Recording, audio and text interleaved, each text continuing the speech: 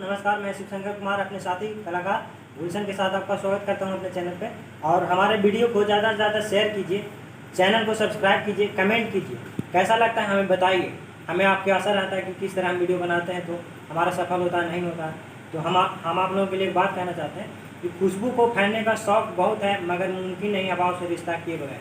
हम खुशबू हैं या नहीं हैं ये तो हम नहीं जानते, लेकिन आप हवा हैं। अगर आप चाहेंगे तो हमें खुशबू बनाकर हवाओं में उड़ा सकते हैं। तो चलिए एक धमाकेदार वीडियो के साथ।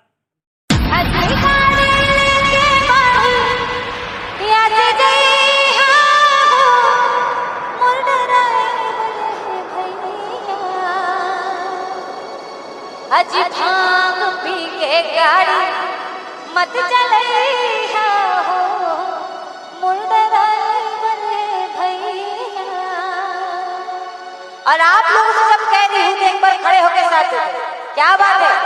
और हमारे छोटे भाई भी खड़े होके, आप लोग भी बाइक चलाते हो क्या, साइकिल चलाते हो? चलो उसके लिए ही सही, साइकिल आराम से चलाना, नहीं तो आपका दर्द हो जाएगा। चोट लगा है ना आपको? अरे बोली चिट्ठी दरबार और आइए भोलेनाथ से कहना है और हम बाबा से भी कहना है। क्या हमें बताने की जरूरत नहीं है, बाबा को बताना है। इसीलिए जरा दोनों हाथ ऊपर और झूम के कहेंगे क्या, अजी भांग पी के गाड़ी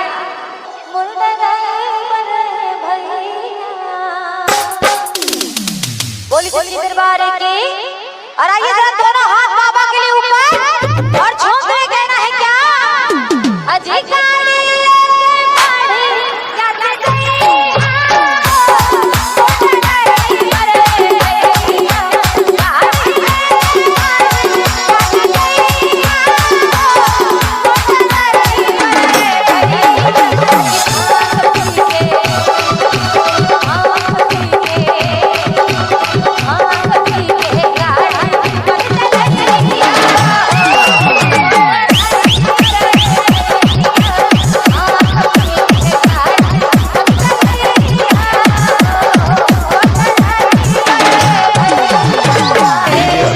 पटेल बता दिया माँ से कौन कौन प्यार करते हैं, बाबा से कौन कौन प्यार करते हैं, ये खड़े होकर साबित करें। बाबा से कौन कौन प्यार करते हैं वो खड़े हो जाएंगे। पैर में दर्द है तो बाबा के भरोसे छोड़ दीजिए, वो दर्द भी चल जाएगा। बोली चिट्ठी दरबार की, बोली बाबा भूतनाथ की। और मुझे लगता है मैं भाई लोग को कह रही हूँ, इसीलिए हमारे माताएं बहनें खड़ी नहीं हो रही।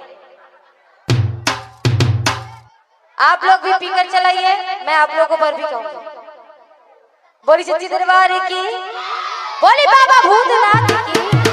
और आइए सभी साथ की तरह झूमते हैं बाबा के भजनों में और कहेंगे क्या, अरे भांग पी के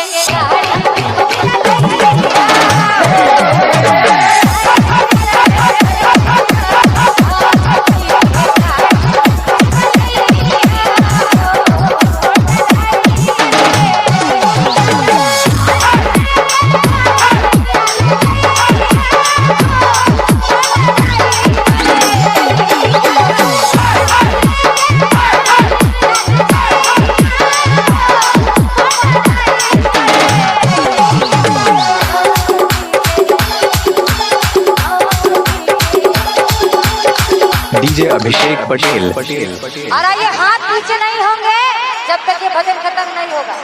बोली सच्ची दरबार की, अगर बाबा से प्यार करते हैं तो हाथ ऊपर, और अगर अपने से प्यार करते हैं तो हाथ नीचे कर देंगे, मुझे कोई तकलीफ नहीं होगी।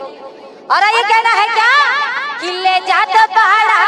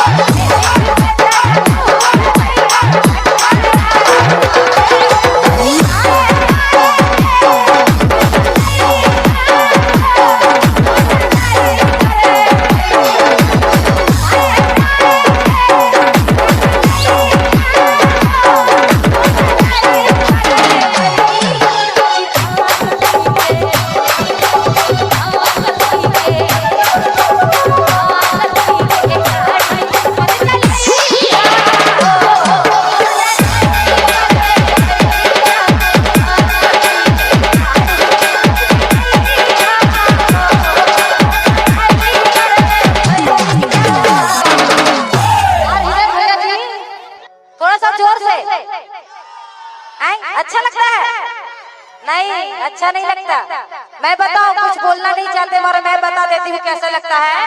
और कहना है क्या कि चढ़ी जन्ना सा तो बिगड़ी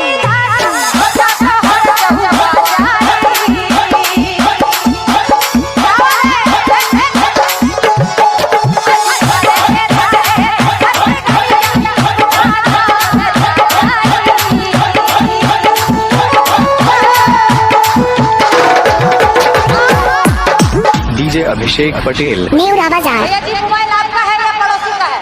आपका है ना? तो थोड़ा देर के लिए मोबाइल पॉकेट में डाल लीजिए, बाद में निकाल लीजिएगा, कोई लेके तो भागेगा नहीं। और आइए मोबाइल छोड़ के इतनी तकलीफ से एकदम वीडियो कर रहे थे आप लोग, है ना?